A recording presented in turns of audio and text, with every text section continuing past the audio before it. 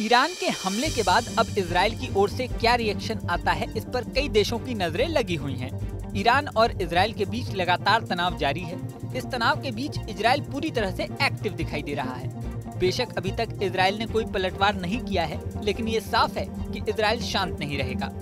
कई अंतर्राष्ट्रीय विशेषज्ञ ये मानते हैं कि अगर इजराइल ने सैन्य कार्रवाई की तो ईरान के लिए मुश्किल खड़ी हो जाएगी और एक बड़ी जंग शुरू हो सकती है। लेकिन अभी इजराइल रणनीति बनाने में लगा है। इजराइल ने भी साफ कहा है कि हम इस हमले का जवाब देंगे, लेकिन सही समय पर। यानी संकेत साफ है कि अभी की शांति तूफान आने से पहले की शांति है। शनिवार रात को ईरान ने इजराइल पर 300 से ज्यादा ड्रोन और मिसाइलों से हमला किया।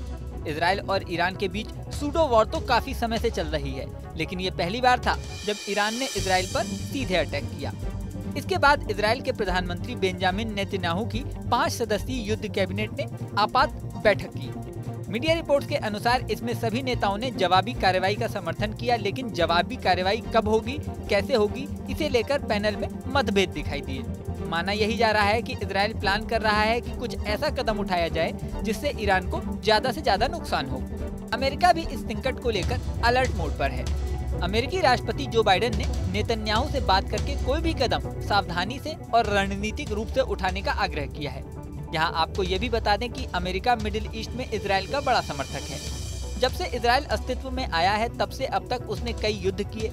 हर बार ब्रिटेन और अमेरिका इजराइल के पक्ष में खड़े नजर आए, लेकिन इस समय अमेरिका ने इजराइल से स्पष्ट कहा है कि वो किसी भी बदले की कार्रवाई के लिए सपोर्ट नहीं करेंगे। साथ ही कहा है कि इजराइल कोई भी कदम सोच समझकर उठाए। बाइडेन ने ये भी कहा है कि वो युद्ध नहीं चाहते। इस हमले को लेकर संयुक्त राष्ट्र में ईरान के दूत ने कहा कि इजराइल पर हमला उसकी हरकत का ही जवाब था और उसने आत्मरक्षा के अधिकार का प्रयोग किया है। ईरान ने कहा कि इजराइल पर हमला दमिश्क में उसके वाणिज्य राजदूतों पर किए गए हमले का जवाब था। दूसरी ओर संयुक्त राष्ट्र में इजराइल के प्रतिनिधि गिलाद एर्दान ने सुरक्षा परिषद से ईरान पर कड़े प्रतिबंध लगाने की मांग की है। उधर ईरान ने अमेरिका को भी चेताया है कि वो इस विवाद से दूर रहें, नहीं तो अंजाम सही नहीं होगा। संयुक्त राष्ट्र महासचिव एंटोनियो गुटेरेस ने भी इस विवाद पर बयान दिया है। गुटेरेस ने अपने सदस्यों से ईरान के खिलाफ प्रतिशोध के साथ तनाव को और नहीं बढ़ाने का आग्रह किया है।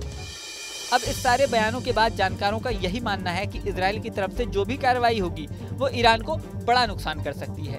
इस वीडियो में फिलहाल इतना ही, लेकिन जाने से पहले सबसे जरूरी बात, हमारे चैनल न्यूज नेशन को अगर आपने सब्सक्राइब नहीं किया तो सब्सक्राइब कर लें। इसी के साथ स्क्रीन पर दिख रहा बेल आइकन प्रेस कर दें, जिससे हमारे नए नए वीडियोस की नोटिफिकेशन आपको मिलती रहे। मिलते हैं नेक्स्ट वीडियो में, बने रहें न्यूज नेशन के साथ।